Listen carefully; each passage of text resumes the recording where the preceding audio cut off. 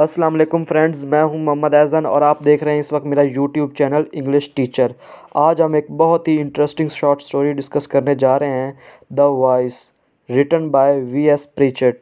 सो video शुरू करने से पहले आप मेरे चैनल को लाइक करें, सब्सक्राइब करें और बेल के आइकन को ज़रूर प्रेस कर लें ताकि आने वाली मज़ीद वीडियोज़ जो हैं वो आपको मिलती रहें। Let's begin. इस शॉर्ट स्टोरी में हमारे पास दो मेजर कैरेक्टर हैं, फ्रैंक लीविस और मॉर्गन। फ्रैंक लीविस जो है वो एक चर्च का प्रीस्ट होता है और जो मॉर्गन है वो उस चर्च का एक्स प्रीस्ट होता है और ये दोनों एक दूसरे को पसंद नहीं करते। और ये जो स्टोरी है ये वर्ल्ड वार 2 के टाइम पीरियड पे लिखी गई है। एक दिन जो मॉर्गन है वो शराब पी रहा होता है चर्च में बैठ के। जिस तरह मैंने आपको पहले बताया ना कि ये जो स्टोरी है ये वर्ल्ड वार 2 के टाइम पीरियड पे लिखी गई है। तो एक बम जो होता है वो आके चर्च पे गिरता है और चर्च जो होता है वो सारा तबाह हो जाता है और जो मॉर्गन होता है वो उस चर्च के जो मलबा होता है उसके नीचे दब जाता है।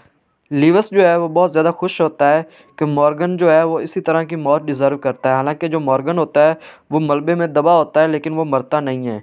लीविस जो है वो ये कहता है कि मॉर्गन जो है ये बहुत ज़्यादा गुनहगार है और ये इसी तरह की मौत जो है वो डिज़र्व करता है, इसको इसी तरह मौत मिलनी चाहिए।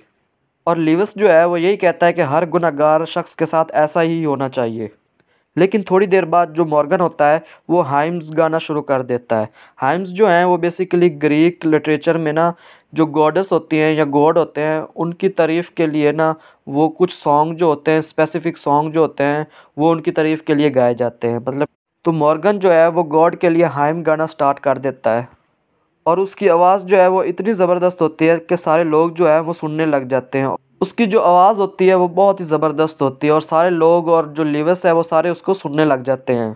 लीविस जो है वो ये डिसाइड करता है कि वो मॉर्गन को बचाएगा। वो जाता है मॉर्गन को बचाने के लिए और वो भी मलबे के नीचे दब जाता है। और लीविस जो है वो मॉर्गन को कहता है कि मैं तुम्हें बचाने आया हूँ लेकिन मैं भी खुद इस मलबे में दब गया हूँ, अब हम एक दूसरे को कैसे ढूंढेंगे। तो मॉर्गन आगे से कहता है कि तुम भी हाइम्स गाओ, हम दोनों मिलके हाइम्स गाते हैं और हम एक दूसरे को मिल जाएंगे। लीविस जो है वो पहले पहले तो वो नहीं मानता लेकिन बाद में वो हाइम्स गाना शुरू कर देता है और उन दोनों की आवाज़ इतनी ज़बरदस्त होती है कि जो लोग थे वो भी वहाँ पे इकट्ठे हो जाते हैं और उनको ढूंढना शुरू कर देते हैं। और मॉर्गन और लीविस जो है वो एक दूसरे को ढूंढ लेते हैं और लीविस को जो है वो बहुत ज़्यादा शर्मिंदगी होती है कि मैं ऐसे ही मॉर्गन को बुरा भला कहता रहा, मुझे उसको बुरा भला नहीं कहना चाहिए था, और वो दोबारा से अपने आप को बदल लेता है। तो ये थी हमारी आज की स्टोरी जो है ये तो बहुत ही ज़्यादा मतलब कि शॉर्ट है लेकिन इसका जो मीनिंग है वो बहुत ज़्यादा डीप है। अब हम इसका मीनिंग देख लेते हैं कि एक्चुअली में इस स्टोरी का मीनिंग क्या निकलता है। इस स्टोरी में हम ये देखते हैं कि कुछ प्रीस्ट जो होते हैं वो बहुत ज़्यादा फनेटिक होते हैं। मतलब कि वो ये सोचते हैं कि सिर्फ गॉड के नज़दीक हम ही हैं, हम ही गुनाहों से पाक हैं, बाकी जितनी भी मखलूक है गॉड की वो सारी गुनाहगार है और वो सारी इसी तरह की मौत डिज़र्व करती है।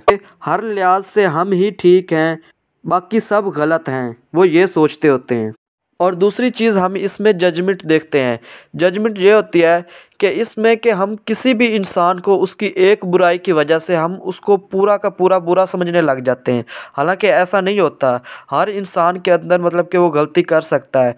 अगर हम स्टोरी में देखें तो जो मॉर्गन है जब वो उस मलबे के नीचे दब गया तो जो लीविस था वो ये सोचता था कि ये बहुत ज़्यादा गुनहगार है, इसके साथ ऐसा ही होना चाहिए, ये इसी तरह की मौत जो है वो डिज़र्व करता है।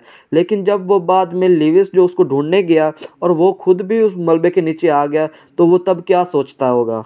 ये ऐसा नहीं है कि जो इंसान बुरा हो उसके साथ बुरा ही हो, तो ऐसा नहीं होता। तो ये तो बाय चांस किसी इंसान के साथ भी वाक़या हो सकता है। हमें भी किसी इंसान को उसकी एक गलती की वजह से उसको बुरा समझने लग जाना ये ठीक नहीं होता, बल्कि जो गलती है वो किसी इंसान से भी हो सकती है। हर इंसान जो है वो गलती कर सकता है लेकिन उसको बुरा समझना ये गलत बात है। और इंसान को किसी भी चीज़ में इतना ज़्यादा फैनेटिक नहीं होना चाहिए। और इस स्टोरी का जो मॉरल मैसेज है वो यही है कि फॉरगिवनेस एंड फॉरगेटनेस, कि माफ़ कर दो और भूल जाओ।